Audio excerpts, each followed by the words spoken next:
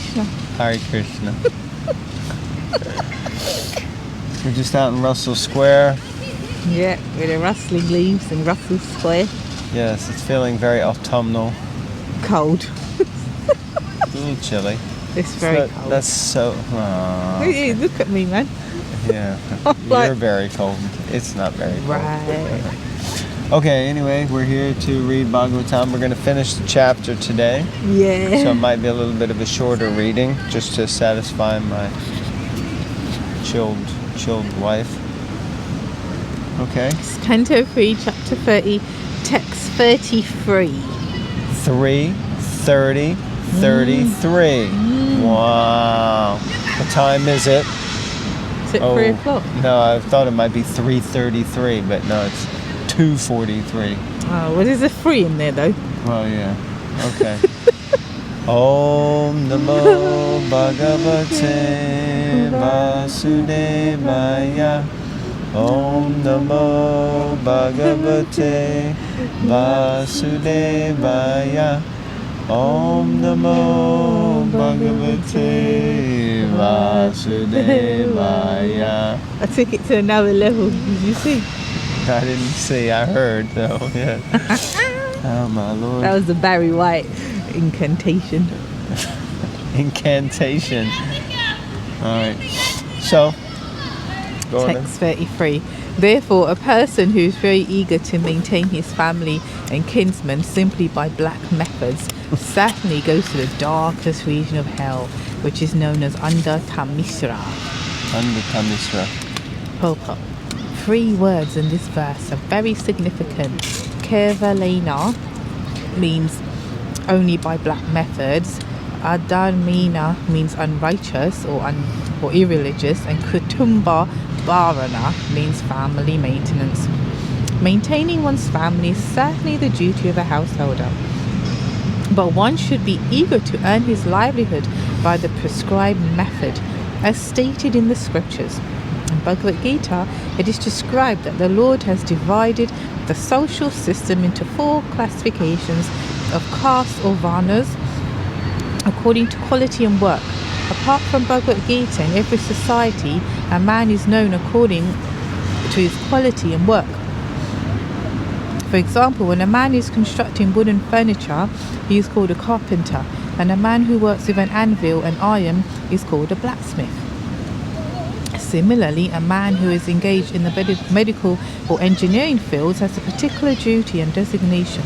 All these human activities have been divided by the Supreme Lord into 4 varnas, namely Brahmana, Kshatriya, Vaishya and Shudra. In Bhagavad Gita and in other Vedic literatures, the specific duties of the Brahmanas, Kshatriyas, Vaishyas and Shudras are mentioned. Oh, it's cold, isn't it? But it's really cold. Okay, what did we glean from this? That there are different natures or abilities. All is not one. Just watching these guys who are hustlers. Yeah, ripping people off. They are ripping. These 4 young lads that should be in school. I just want to say they're school age, and they're standing here acting like they've got some school project going on, and they're asking for money. So yeah, and people have actually given money because that's, people are trusting, but it's very clear they're not here. People are just suckers, basically. Yeah. Okay, so what did you glean from this? Anything, or shall I read?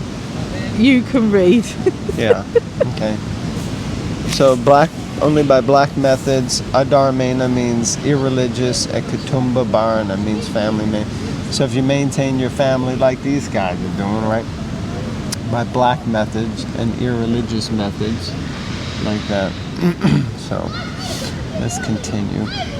One should work honestly according to his qualification. He should not earn his livelihood unfairly by means for which he is not qualified. If a Brahmana who works as a priest so that he may enlighten his followers with the spiritual way of life, we're in the middle of something, thank you. If one, his followers with the spiritual way of life is not qualified as a priest, then he is cheating the public. One should not earn by such unfair means. The same is applicable to a Kshatriya or to a Vaishya. It is especially mentioned that the means of livelihood of those who are trying to advance in Krishna consciousness must be very fair and uncomplicated. Here it is mentioned that he who earns his livelihood by unfair means, kevalena, is sent to the darkest hellish region. Otherwise, if one maintains his family by prescribed methods and honest means, there is no objection to one's being a family man. Well, that's good, the last line anyway, no objection to being a family man. That's good. But you have to do it properly, otherwise you're just going to suffer. That was the boys, by the way, when we were reading, if you were wondering. They came over here trying to get money. Trying to get annoying. Well, they're working the park. So even the people sitting on the bench reading. I think they're the epitome of what we're reading about at the moment, actually. Yeah. Yeah, so one should work honestly according to his qualification.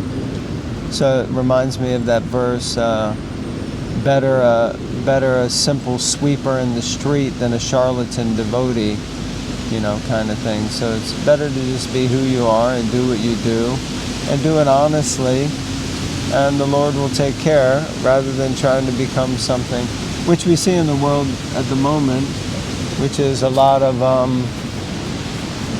people doing dubious things to try to earn a lot of money to kind of be on a certain level.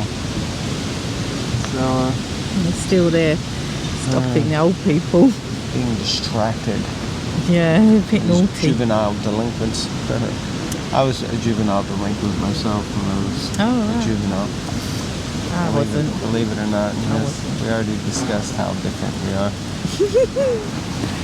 Alright, text 34. Having gone through all the miserable hellish conditions and having passed in a regular order through the lowest forms of animal life prior to human birth, and having thus been purged of his sins, one is reborn again as a human being on this earth.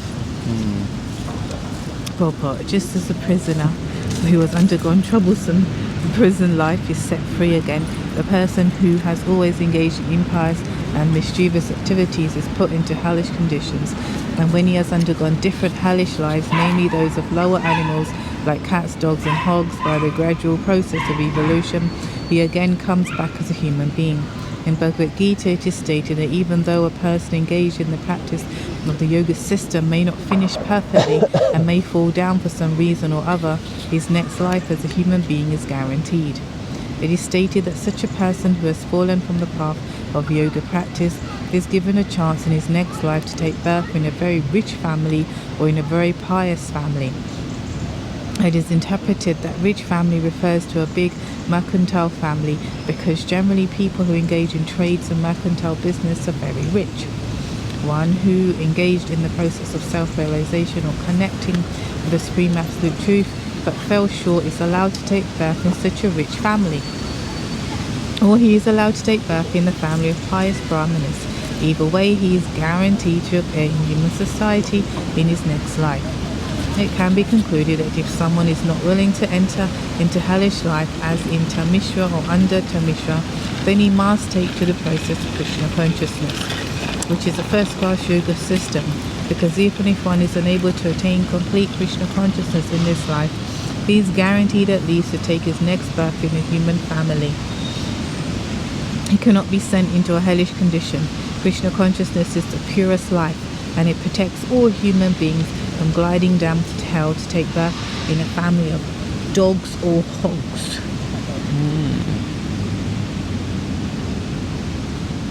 Interesting. Thus end the Bhaktivedanta purports of the 3rd canto, 30th chapter of the Srimad Bhagavatam, entitled Description by Lord Kapila of Adverse Fruitive Activities. Sorry, go ahead. I forgot now. Oh, okay. Yeah, I was just going to say that this process is so powerful and so pure that Srila Prabhupada has kindly revealed to us that what I'm getting from this is just get on the path. Just get on the path. Of course, best is ideal is to get on the path and to take to it in the way it should be taken, sincerely, and apply it for the betterment of this life and the next. Not that we live miserably now, but we're going to get salvation next. I would say anyone who's experienced this Krishna conscious life can say it's a very happy life. But what I get from this is that the path is so powerful that just get on the path, and then whatever happens, to what degree you take to it, you're guaranteed a positive next life. Does that make sense? Yeah, I mean, it sounds exactly like what we just read, so yeah, it definitely makes sense. Okay. Yeah. Somehow I was thinking that, yeah, but even if someone is, well, of course it says that just by performing bhakti or practicing devotional service, it protects you from, like, taking anything less than a human birth in your next life. So I guess I'm just wondering what that looks like if, yeah, like if you're a devotee and things go horribly wrong, you still get a human birth. So I guess at the end of the day, Krishna protects us all, or protects the devotees for sure, but he's also giving everyone a chance to come back to him. So even if we don't go back at the end of this life, then yeah, we're, if we're still unfinished in our development of bhakti and our prema, then Krishna will help us by giving us another birth. Is that what you just said?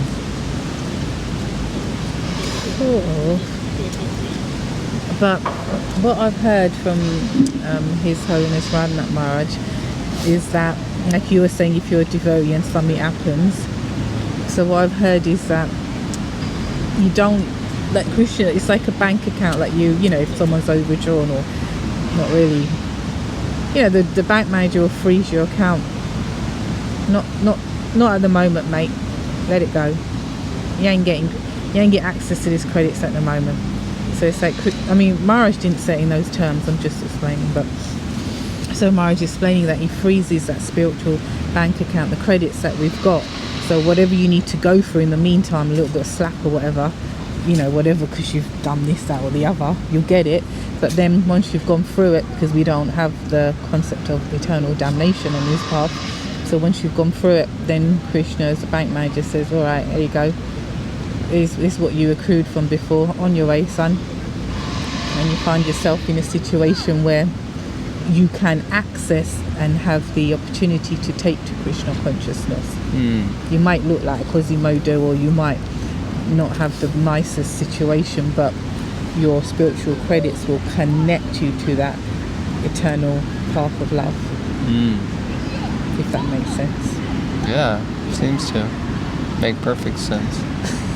So you don't ever lose your spiritual credits, that's what I'm saying. Yeah. They get frozen at the very least, But, and you have to go through what you've got to go worst, through. it gets frozen, yeah. Well, if you think about it, at the best, because you don't lose them. So at least Krishna's a sort of bank account manager that's like, because some people, if someone wrongs you, then it's like, that's it, you're done. I don't want to know you, But he don't do that. It's like, you're not going to access it now because you've been naughty. I'm just going to give you a bit of a slap, and then there you go. I'm just summarising it in layman's terms. Very layman. Like down the docks layman, maybe. South London layman. Layman Brothers. Okay, so right. we can go ahead and conclude, because that was the completion of the 30th chapter. Yeah. So next we'll start chapter 31, Lord Kapila's instructions on the movements of the living entities. I think there's only 33 and 32 chapters, right? Yeah, something. Yeah. Well, you can see. Like, because I don't want, people ain't interested in us looking through the book, like how many. Well, how long does it take? 10 seconds. Oh my days! I'm so sorry. Stop. Oh my lord. No, there's more chapters. No, it's chapter 33. Oh, you're looking at the chapters. I thought you meant the verses.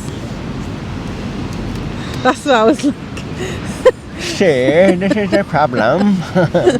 In most relationships, they don't really hear each other and understand what's being said. They think they understand. Make comments. I do it all the time, as an actual fact. Krishna, Krishna. Don't worry, we're not having a domestic here on TV. We'll turn it off. Okay, thank you all very much. Tune in next time. Yes. And we'll be starting chapter 31. And stay warm, everyone. It's getting really cold. Yeah, now. if you can afford to turn your heating on. Oh dear. Hare Krishna. Hare Krishna.